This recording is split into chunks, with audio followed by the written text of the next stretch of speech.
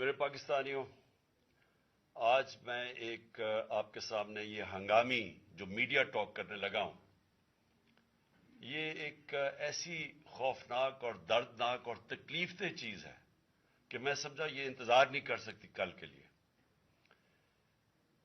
میرے ساتھ جاوید علی بیٹھے ہوئے ہیں، ایک طرف عثمان ڈار جو ہمارے سیال کوٹ کے پریزیڈنٹ ہیں۔ میں ذرا اب آپ کو صرف بتانا چاہتا ہوں کہ یہاں ہو کیا رہا ہے اس ملک میں۔ میں اپنی قوم کو آگاہ کرنا چاہتا ہوں کہ پاکستان کو کس طرح ایک بنانا ریپبلک بنا دیا گیا ہے۔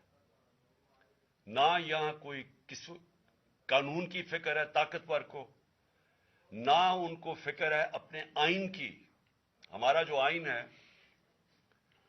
اس کا آرٹیکل 14 وہ واضح طور پہ کہتا ہے کہ ہر انسان کی عزت کی حفاظت کی جائے گی، ہر انسان کی ڈگنیٹی کو پروٹیکٹ کیا جائے گا۔ یہ ہمارا آئین ہمیں حق دیتا ہے۔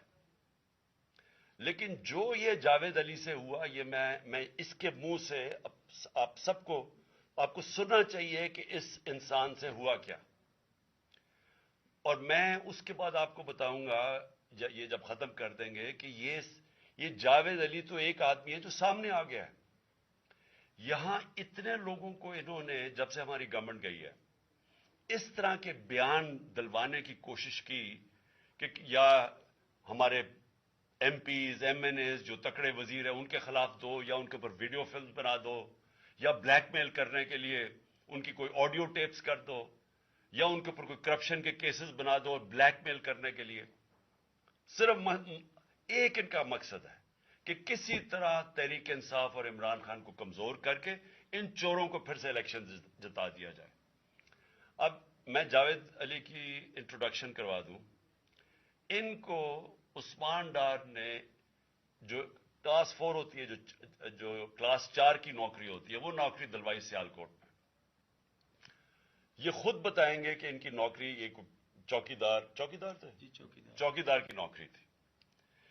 ان کو اٹھایا گیا، پولیس نے اٹھایا، اور اس کے بعد نامعلوم افراد نے اٹھایا، اور اب ان سے پوچھے، ان کی زبانی پوچھے کہ ان سے کیا گیا۔ پھر میں واپس آتا ہوں آپ کے پاس۔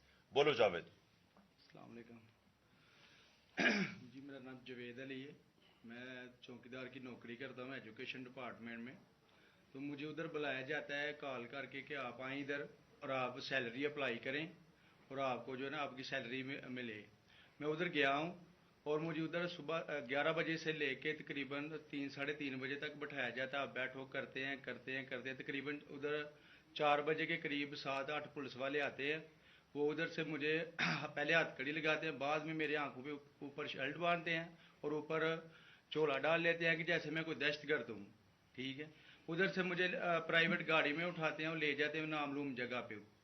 ادھر جا کے میرے اوپر مارک چڑھا ہوتا ہے، آنکھیں باندھی ہوتی ہیں، تقریباً 7-8 بندے ہوتے ہیں وہ جو مجھے جاتے فرش پہ لٹا دیتے اور مارنا شروع کر دیتے ہیں کہ تم نے عثمان ڈار نے تم سے کتنے پیسے لیے نوکری دلوانے کے لیے۔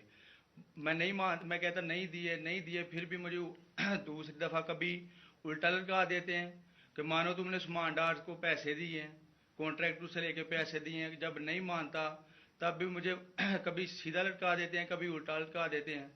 اور بعد میں جب میرے مثلاً کہ کبھی اینٹ ادھر سے اینٹ اٹھاتے ہیں، اسے دھاگے سے میرے نازک حصوں میں باندھ دیتے ہیں کہ مانو تم کانٹریکٹ سے پیسے لے کے عثمان ڈار کو دیتے ہو۔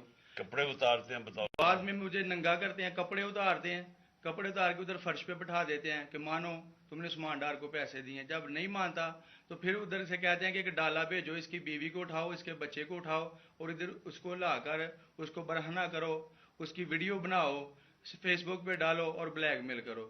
تب ادھر سے جا کے جب میری فیملی آئی تب میں ادھر سے ٹوٹا، ان کے آگے رویا کہ اب آپ بتائیں کہ میں نے کیا کرنا ہے۔ اس نے کہا کہ آپ 164 کے بیان دیں اور یہ کمنٹ میرے کہہ رہے ہیں کہ آپ نے یہ پیسے ٹھیکیداروں سے لے کے عثمان ڈار کو دی۔ یہ بتائیں آپ کہ کوئی یہ سب چپ ہو جاتے تھے جب کوئی آتا تھا ایک ادھر آدمی؟ جب میری تو آنکھیں باندھی ہوتی تھی ٹھیک، اس وقت جب کوئی آتا تھا ادھر کوئی افسر آتا تھا، یہ کہتے تھے کہ بڑے صاحب آ گئے ہیں، بڑے صاحب آ گئے ہیں، اور سب سائلنٹ ہو جاتے تھے۔ جب وہ آتا تھا سب سائلنٹ تھا، اب ٹھیک ہے لگے رہو، کرتے جاؤ، لگے رہو، یہ بات. میں اب آپ کے سامنے یہ جو جاوید علی نے بات رکھی، یہ ہر طرح ہم کنفرم کر سکتے ہیں. قرآن کے اوپر ہاتھ رکھنے کے لیے میرے سامنے تیار تھے. یہ عثمان ڈار کو پھنسانے کے لیے، اس کو کرپشن کیسز میں لانے کے لیے، یہ ساری چیز، یہ جو اس سے 164 کا بیان دلوایا گیا، اور پھر بیوی بچوں کو ساتھ والے کمرے میں لا کے ان کو کہا کہ اس کو ننگا کریں گے. یہ سیدھی بات بتائے، بیوی کو کہا کہ اس کو ننگا کر کے اس کی تصویریں بنائیں گے اور پھر فیس بک پہ چلائیں گے. میں آج اپنی بڑے رسپیکٹ سے، میں اپنی عدلیہ سے، میں اپنی چیف جسٹس صاحب سے کہنا چاہتا ہوں کہ دیکھیں، میں اب سے نہیں، جب سے ہماری حکومت گئی ہے، میں تب سے کہتا رہا ہوں کہ ہمارے بنیادی حقوق کی حفاظت کون کرے گا. شہباز گل کو اٹھایا، اس کو ٹارچر کیا گیا، اس کو ننگا کیا گیا، اس کو لٹکایا گیا اوپر، اس کو مارا گیا. اس سے بیان دلوا رہے تھے کہ عمران خان کے خلاف سٹیٹمنٹ دو، جو اس کو کہہ رہے تھے عثمان ڈار کے خلاف سٹیٹمنٹ دو. اس کو میں تب بھی، میں نے صرف ایک میرے منہ سے نکل گئی اور اس سے میں نکل گئی کہ ہم جس جج نے ان کو ریمانڈ دلوایا تھا واپس، شہباز گل کو واپس جیل میں، جب وہ ٹارچر ہوا تھا، تو میں نے کہا قانونی کارروائی کریں گے. میرے اوپر کنٹیمپٹ نوٹس کیا گیا، لیکن کوئی کسی نے ایک کسٹوڈیل ٹارچر ساری دنیا کے اندر منع ہے، کسٹوڈیل ٹارچر کے اوپر کچھ نہیں ہوا. پھر اعظم سواتی کو اٹھایا گیا اور ساری قوم کے سامنے جو اعظم سواتی نے اپنے زبان سے بتایا کہ اسے کیا گیا، ایک ٹویٹ کے اوپر، اس کا صرف ایک ٹویٹ کر دی تھی اس نے کہ NRO2 باجوہ نے دیا، جو سب قوم جانتی ہے. اس کے اوپر جو اس سے کیا گیا، پھر ویڈیو بھیجی گئی اس کی بیوی اور اس کی بیٹی کو.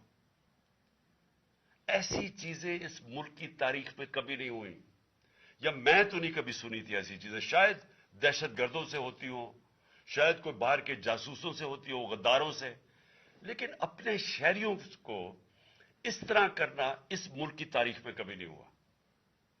میں نے، جب مجھے گولیاں لگی، میں نے تب چیف جسٹس صاحب کو پہلے مخاطب ہوا. میں نے کہا دیکھیں، جنہوں نے مجھے یہ قتل کرنے کی کوشش کیا وہ سارے اقتدار میں بیٹھے ہوئے ہیں.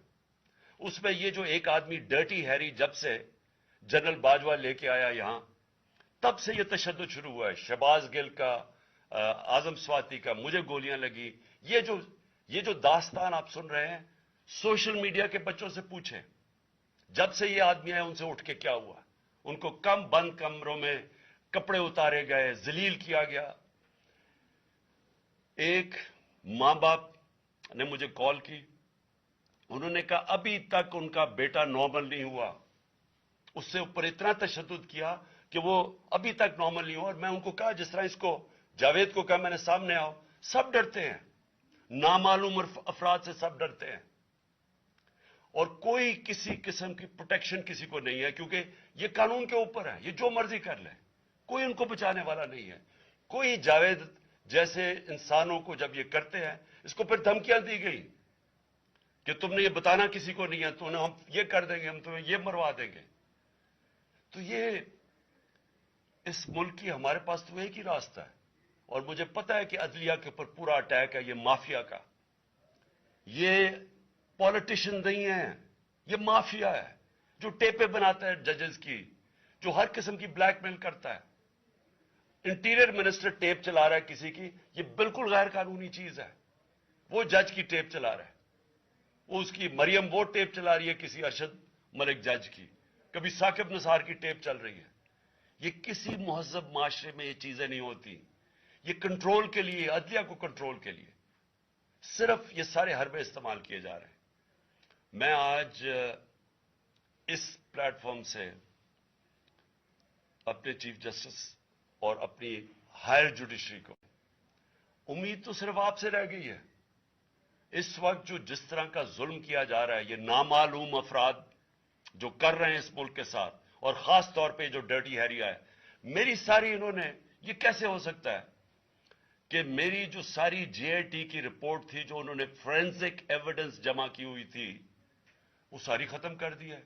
ان 4 آفیسرز کو پھر اوپر بٹھا دیا ہے جن کے اوپر پروسیکیوٹر جنرل نے کہا تھا کہ انہوں نے میری جے آئی ٹی کی ایویڈنس سیبوٹاج کرنے کی کوشش کی. اس نے ٹیررزم کورٹ کو بتایا یہ، ان کو واپس لا کے اوپر بٹھا دیا ہے. یعنی اس سے انصاف ملے گا؟ ساری ایویڈنس ختم کر دی ہے. تو ہمیں کدھر جائیں گے ہم؟ میری ریکویسٹ ہے چیف جسٹس صاحب، یہ جاوید علی کی اس کے اوپر موٹو ایکشن لیں، پتہ چلائیں کہ یہ کون لوگ ہیں. اور اوپر سے اس نے نامعلوم افراد نے اس نے سنا کہتے ہوئے کہ پولیس کے اوپر سارا الزام لگانا، پولیس کو پنچنگ بیگ بنانا اور کچھ نہ کہنا، نہیں تو ہم تمہیں یہ کر دیں گے، مار دیں گے. دیکھیں جی وقت آ گیا ہے. میں اپنی